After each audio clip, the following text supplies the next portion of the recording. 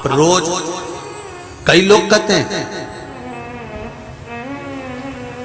प्रतिदिन शिव महापुराण की कथा आस्था चैनल पर रोज आती है, 1 बजे से 4 बजे तक टीवी खोलो तो रोज आती है, रोज सुनना चाहिए, प्रतिदिन धारण करना चाहिए।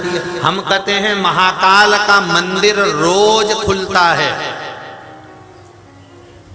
प्रतिदिन महाकाल का मंदिर खुलता है, पर नाग चंद्रेश्वर महादेव का मंदिर केवल नाग पंचमी के दिन ही खुलता है।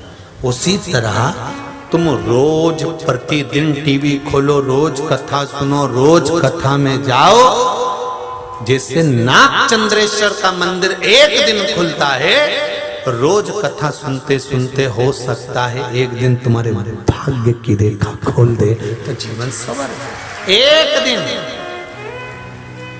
आप करो तो बस उस परमात्मा के स्मरण में, भक्ति में, भजन में, कीर्तन में, मंत्र जाप में, नाम जाप में आप रम जाओ, उसमें लग जाओ, उस जाप को, उस स्मरण को करते रहो। तेरे मंदिर में आना मेरा काम है और मेरी बिगड़ी बनाना तेरा काम है। हम रोज उसके दरवाजे पर जाते जाएं, हम रोज उसको प्रणाम करते जाएं। कई लोग कहें हमारा काम नहीं हुआ, हम कैसे? नहीं, जाओ उसके द्वार पर जाते रहो, उसके पास में जाते रहो, उसको नमन करते रहो। जैसे सास से मीठी वाणी में बात करते रहोगे, उसकी देखभाल करते रहोगे, उसको नमन करते रहोगे, तो मरते मरते कुछ नहीं तो एकाद अंगूठी तो दे ही देगी। उसमें कोई गलत नहीं हो, दे सकती है, उसमें कोई दिक्कत नहीं।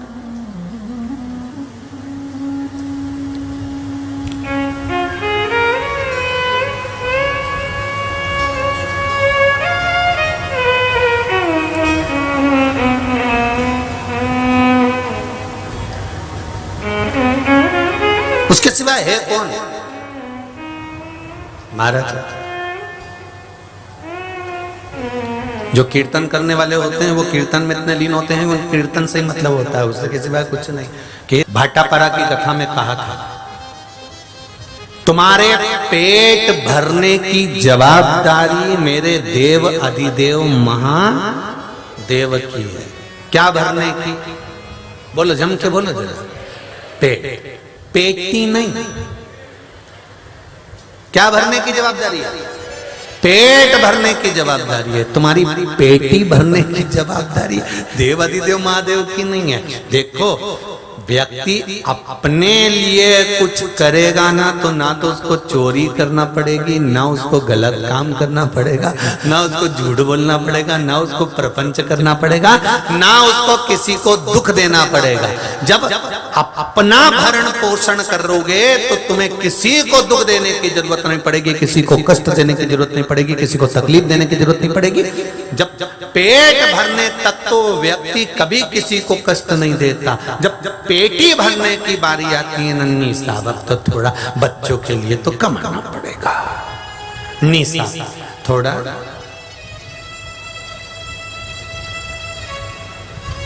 बहुत अच्छी बात लिखी है एक जगह पर, फैशन और व्यसन।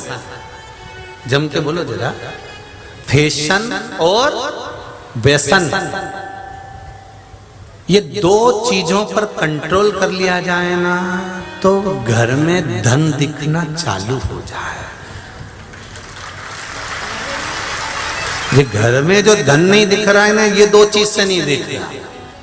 इनका फैशन खत्म नहीं हो रहा। धागा,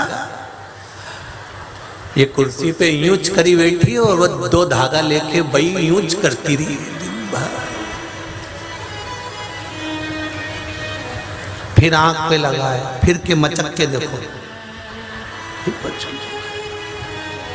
अच्छा लगा है। अब नीला कलर पोती उसने निकाला और पोत दिया। मुंडा फाड़ा, फिर डब्बा हो गया।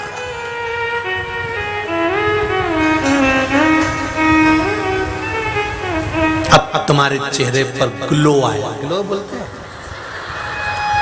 अब तुम्हारे चेहरे पे ग्लो आया। अब उसको क्या मालूम कि इतने से ग्लो के चक्कर में 500 गोल हो गया और तो ग्लो आया। अब ये ग्लो ला रहे वो 500 का गोल।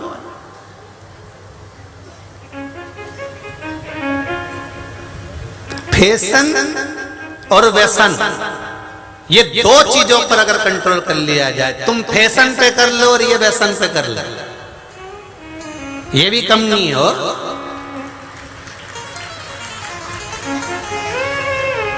नहीं, आज तो छुट्टी का दिन है, आज तो पार्टी हो जाए। क्यों रे, तुमने कभी ये तो नहीं किया छुट्टी का दिन है थोड़ी देर शिव पुराण हो जाए?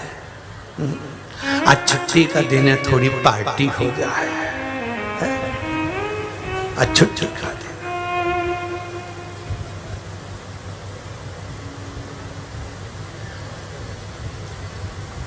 एक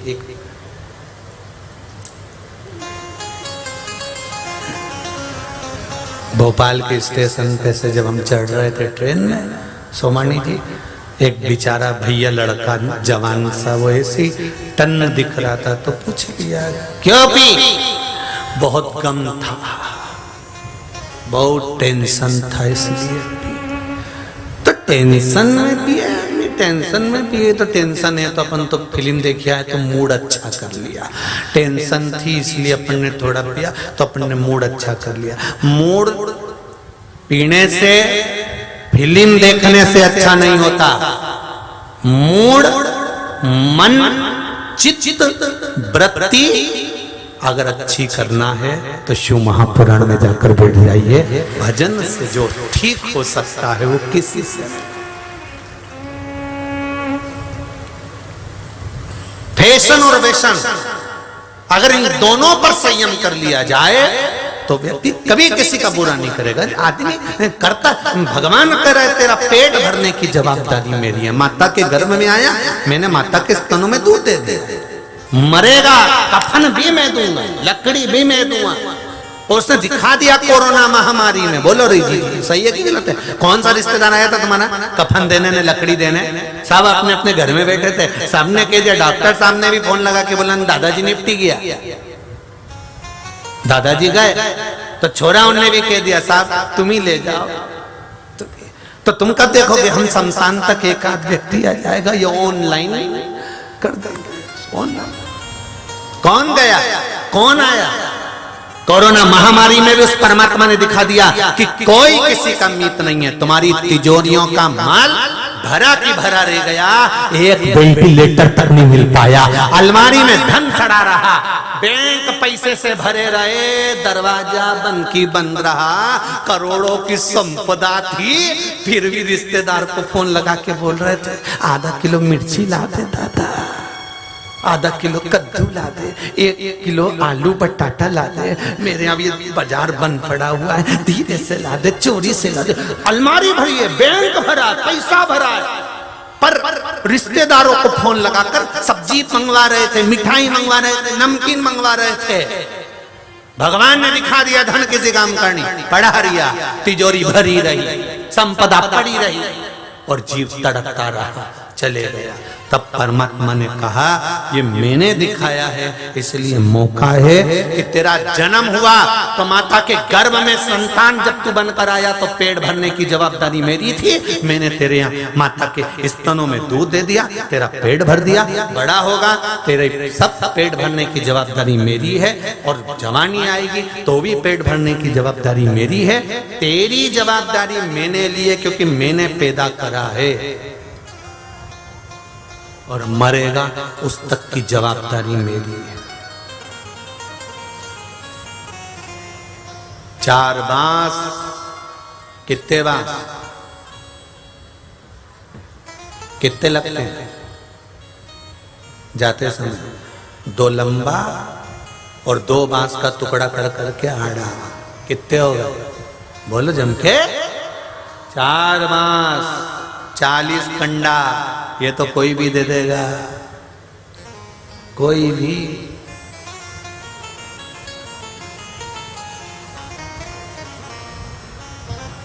दुख आए, तकलीफ आए, कष्ट आए, तब परमात्मा की शरण जाना चाहिए, ना कि फिल्म में जाके बैठना चाहिए, ना कि व्यसन करना चाहिए। परमात्मा के पास जाओ। बोलो री जी, जब दुख की घड़ी आती है तो अपना अपना घर का सोना, हाथ की पाटली, चूड़ी ने, बेंदा ने, सारा सामान व्यक्ति दुकान पर कब लेकर जाता है? बोलो, दुकान पे कोई ऐसे ले जाए? दुकान पर व्यक्ति अपने सोने की रकम जब लेकर जाता है, जब दुख की घड़ी आती है। नहीं तो अपने घर का सोना कौन निकालता है? अपने घर के सोने को कोई निकालता है? अपने घर की चांदी को कोई निकालता है? पर दुख की जब घड़ी आती है, कर्जे में लदालू हो गए, पैसा नहीं है, बड़ा व्यापार नहीं है, बहुत तकलीफ में, तब सोने को दुकान तक ले जाया जाता है। और दुकान वाला कहता है, क्यों भैया ये सोना क्यों लिया है? तो कि हमारा दुख की घड़ी चल रही है, इसलिए सोने को लेकर मैं दुकान पर आया हूं कि कुछ मिल जाए, मेरा कर्जा चुक जाए और मेरी दुख की घड़ी समाप्त हो जाए। दुख की घड़ी में अपने सोने को अलमारी में से निकालकर दुकान पर ले जाया जाता है, उसी तरह दुख की घड़ी में सोने जैसे शरीर को शंकर के मंदिर लेकर जाया जाता है, जिससे दुख में सोने को दुकान पर लेकर गए कि हमारा दुख की घड़ी चल रही है, अभी समय अच्छा नहीं चल रहा, बड़ा तकलीफ है, बड़ा कष्ट है, इसलिए सोना लेकर दुकान पर आ गए। मेरे को बेचना, ले लो, थोड़ा पैसा आ जाएगा, कर्जा चुका दूंगा, तब मेरा किराए का मकान से मैं घर की खोली में जाऊंगा। तो थोड़ा जब दुख आया तो सोना बाजार में गया, दुख आया तो सोना घर का दुकान में गया। शिव महापुराण की कथा कहती है, ये सोने जैसा शरीर परमात्मा ने दिया है कि जब दुख आए तो इसको भी तुम दुकान पे ले जाओ। वो दुकान कोई दूसरी नहीं, शिव महापुराण के पंडाल में जाकर बैठ जाओ, सोना अपने आप कीमत वाला हो जाएगा। इसकी कीमत पहचानो, इसकी कीमत जानो।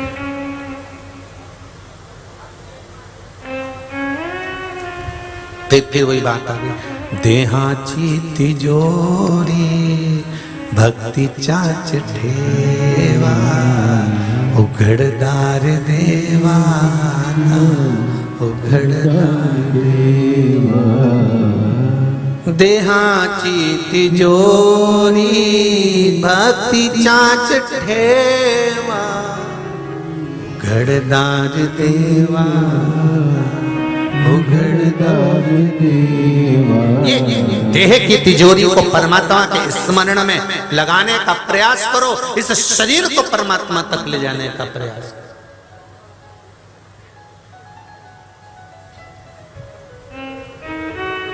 चित्तवृत्ति को परमात्मा तक ले जाने का प्रयास करो।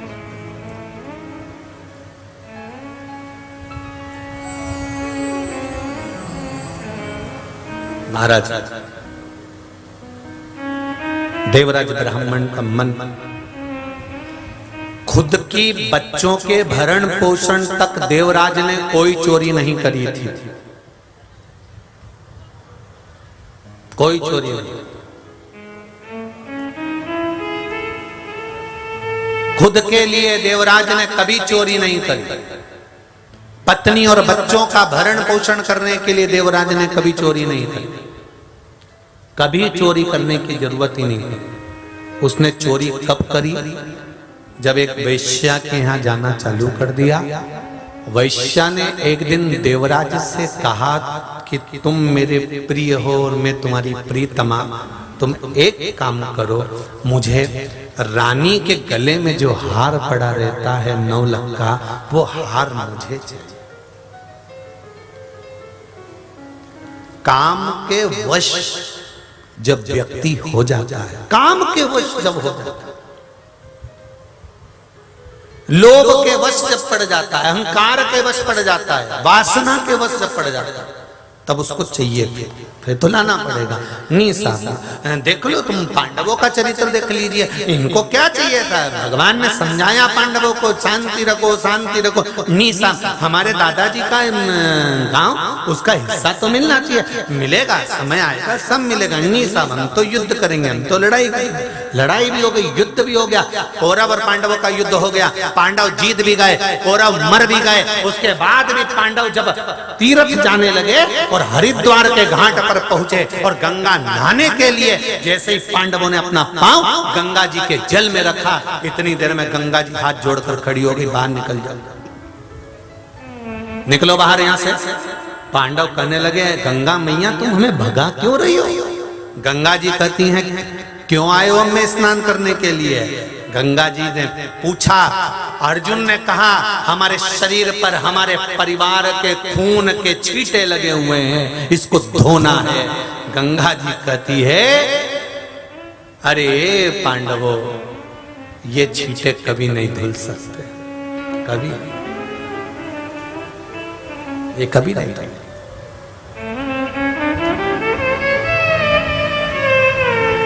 फिर निवेदन करूंगा आप सबसे,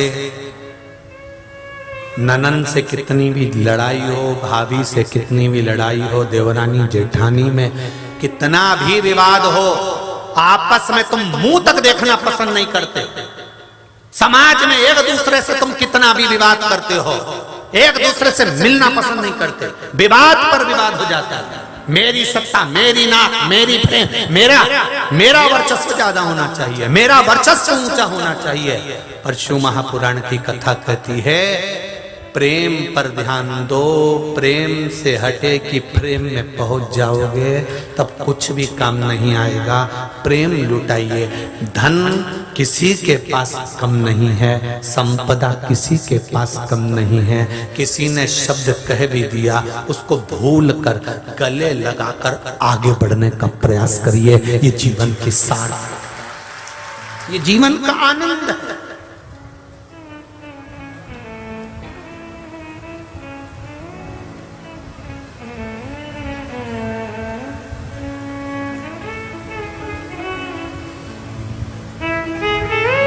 अभी एक छत्तीसगढ़ में कथा थी भाटापारा में, तो वहां पर बहुत प्रचलित मंदिर के ट्रस्टी लोग मिलने आए।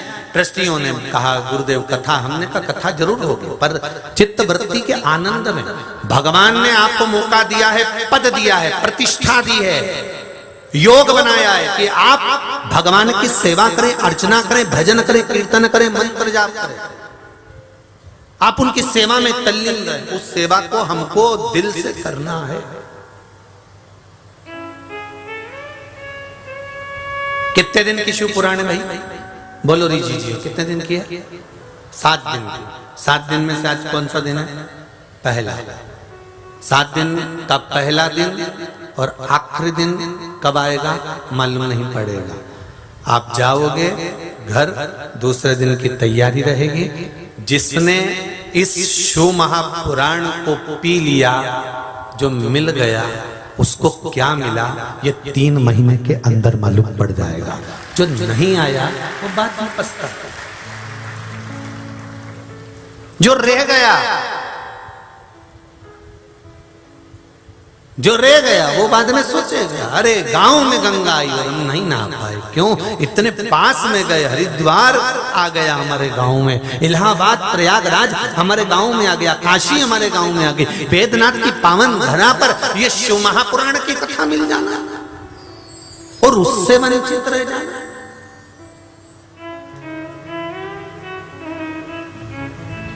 बहुत दूर दूर से आप लोग आए हुए हैं, बहुत दूर दूर से आए हुए लोग। जो परली बैजनाथ के बाहर से आए, जरा हाथ उठाना, कितने लोग आए?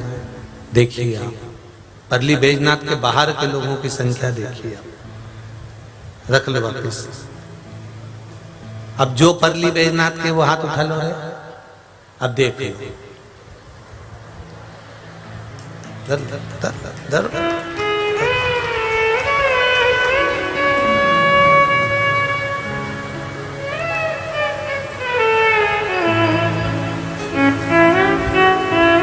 इसीलिए हम सुमणि जी बोले थे ना कि कथा कोई नहीं कराता, कथा तो मेरा त्रिपुंडधारी ही कराता है, वो खुद आता है। और ये तो कथा का पहला दिन है। जो पंडाल ये दूसरा तीसरा चौथा ये सब भरा पड़ा है, ये पहला दिन है भाई, तो बाकी है पहला दिन।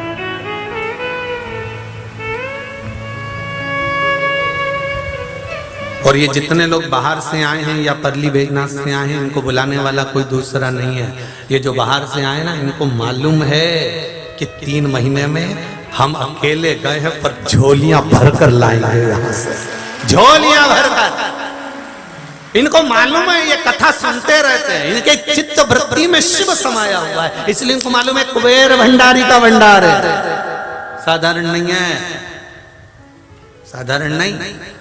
दो तरह के लोग होते हैं गंगा नहाने जाते हैं। एक अपने पूर्वजों को उतार देता है गंगा नहाते ही, एक ऐसा होता है सीढ़ी पे बैठा ही रहता है, ये सोचता रहता है ये जाए अंदर, ये करे गंगे हर, हम इनको कर दे नंगे हर, ये अंदर जाए और हम इसका बेग निपटाए। दो तरह के लोग होते हैं। इसी तरह भगवान मौका देता है, सब आएंगे कथा में, सब पहुंचेंगे कथा में। एक शिव को पाना है, शंकर को हृदय में समाना है, और मैं जानता हूं शिव क्या दे सकता है, शंकर क्या देगा, ये मेरी चित्तवृत्ति कहती है। उसके दरबार में, उसकी कथा में 2 कदम भी चलकर चली गई ना, तो ये निश्चित है कि वो मेरे दरवाजे पर खड़ा मिलने वाला है, मेरे द्वार पर मिलेगा, मेरा दुख हरने के लिए।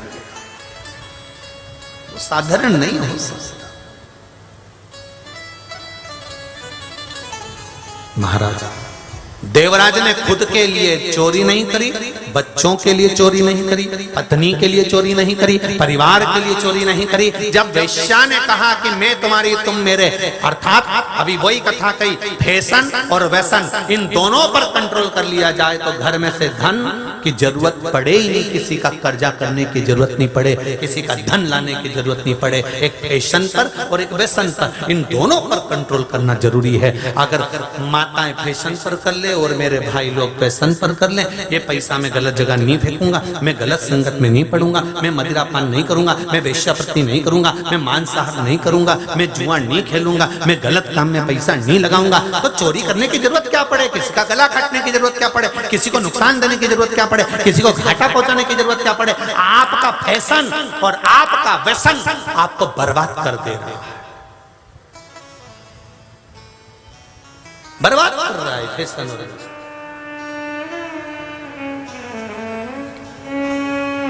देवराज ने विचार कर लिया और देवराज ने मन लगाकर फिर वेश्या के लिए हार की चोरी करना चाहे। अब वेश्या का संग मिल गया, गलत संगत में जब व्यक्ति पड़ता है तब पढ़ते ही गलत काम करना चालू कर देता है। इसलिए कहते हैं अच्छों की संगत में बैठो, अच्छों की संगत। जिसने पकड़ा है उसको तुम पकड़ो, जिसने छोड़ दिया उसको छोड़ दो। अर्थात शिव महापुराण की कथा कहती है, नामदेव जी महाराज ने हरि विठ्ठल को पकड़ा, संत तुकाराम जी ने भगवान विठ्ठल को पकड़ा, संत ज्ञानेश्वर ने भगवान को पकड़ा। ऐसे हमारे संत जो भगवान को पकड़ कर रखे हैं, उन संतों को हमें पकड़ लेना है। अगर हमने संतों को पकड़ लिया तो ये निश्चित है कि हमारा मार्ग भी सुलभ हो जाएगा, हम भी लक्ष्य तक पहुंच जाएंगे, हम भी मंजिल तक पहुंच जाएंगे। जिसने परमात्मा को छोड़ दिया, कई ऐसे मंदिर ही नहीं जाते। कई लोग बड़े शान से कहते हैं मैं तो कभी मंदिर जाता ही नहीं। कई सासुएं अपनी बहुओं का गुणगान कर देती है, हमारी बहू कभी मंदिर नहीं जाती गुरुजी, इतनी शान से कहती मंदिर नहीं जाती गुरुजी। तो हम भी पूछ लेते रोटी खाती कि नहीं खाती जी? खाने को 4 बार चाहिए, मंदिर 1 बार भी नहीं। और जब शरीर में रोग बढ़ गया, कष्ट आ गया, बीमारी पड़ गई, शरीर में गांठ पड़ गई, अब मम्मी महामृत्युंजय का जाप करा दो ना पंडित जी को बुला के। पंडित जी को बुलाया गया, हमारी बहू का महामृत्युंजय का जाप कर दो। बहू बड़ी तकलीफ में है, कष्ट भोग रही है। अब बहू से कहो, सास दवाई दे देगी, सास डॉक्टर को दिखा देगी, पति कमाकर लाकर तुम्हारी दवाई में पैसा लगा देगा, पर कष्ट अपने को भोगना है, दूसरा नहीं भोगेगा। तेरे कर्म का दंड तुझे भोगना पड़ेगा, दूसरा नहीं भोगेगा। इसलिए दवाई खा रहे हो, उससे पहले कि दवाई की जरूरत पड़े उससे पहले दुआओं पर ध्यान देना कि किसी का मन ना दुखे, किसी के लिए अपशब्द ना निकले, प्रेम आनंद सुख परमात्मा की भक्ति में निकले। बाद में कहती हैं बहुएं हमारा बेटा हमारी नहीं सुन रहा। तुमने अपनी सास की कितनी सुनी थी तो वो सुनेगा।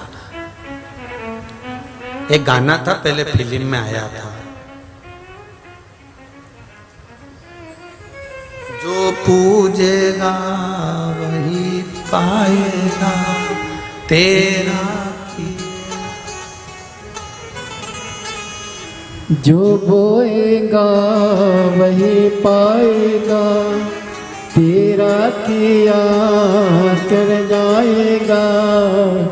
सुख दुख है क्या करके जैसी वैसी करी जैसी करी दी वैसी।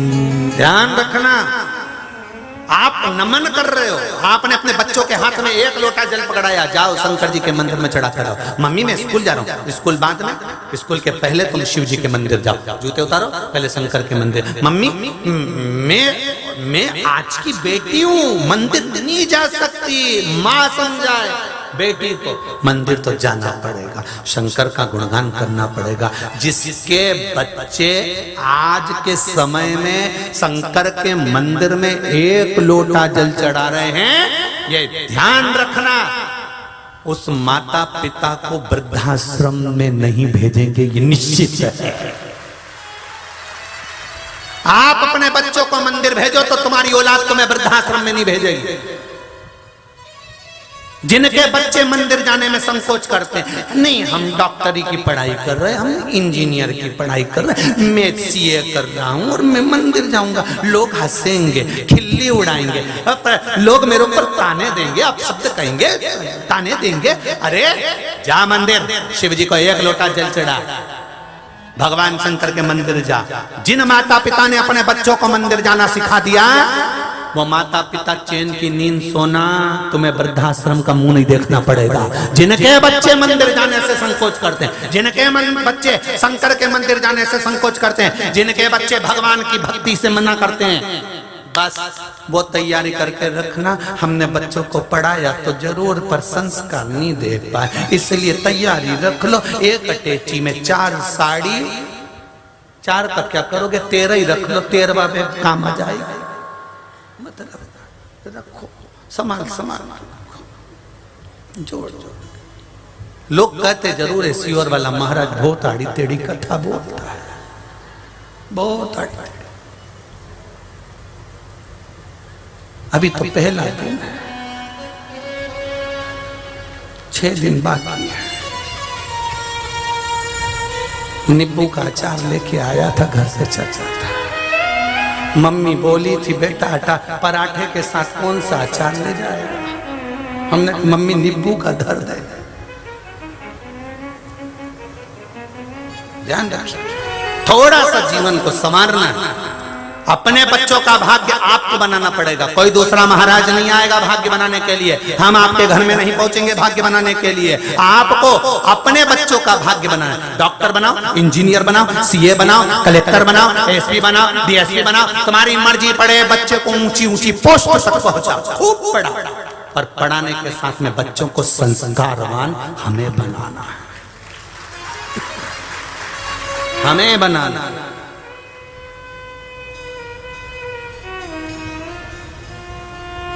बहुत दुकानें हैं,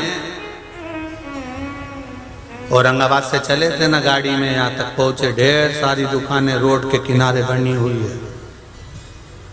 उन सारी दुकानों पे देखा तो बुढ़े लोग तो कम थे, बैग टांगे हुए नवयुवक बेटा बेटियां लाइन लगाकर इतने से ओखले में हाथ देकर खड़ी हुई थी। देवले तरफ हम बोलेंगे नहीं, तुम समझ जाओ, तुम्हें तो तुम समझदार हो रहे, परली के हो, साधारण।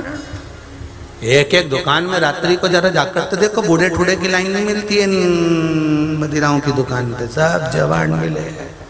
कहाँ जा रहा है हमारा देश, कहाँ जा रहा है हमारा राष्ट्र? हम सोचे तो थोड़ा उसको बचाने का प्रयास तो करें। पहले किसको सुधरना पड़ेगा? हमको, हमारे बच्चों को संवारना है।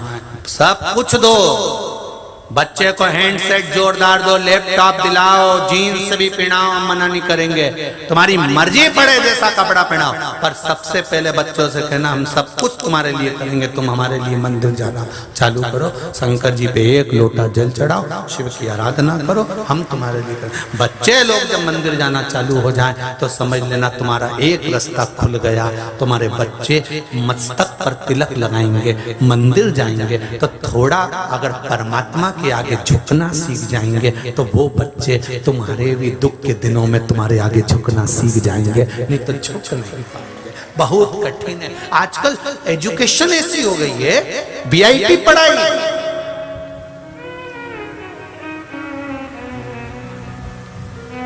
वीआईपी पढ़ाई, टीकी लगाकर जाना नहीं है, तिलक लगाकर जाना नहीं है, हाथ में डोरा, अरे बोलते जाओ, स्कूलों में बंधा होना चाहिए, नहीं है, डोरा नहीं बंधा होना चाहिए, तिलक नहीं लगाना होना चाहिए, पर तुम अपने बच्चों को स्कूल में डालने से पहले स्कूल वालों के सामने शर्त रखो, मेरा बेटा तिलक लगा कर आएगा, हाथ में डोरा भी बांध कर आएगा, पढ़ाना हो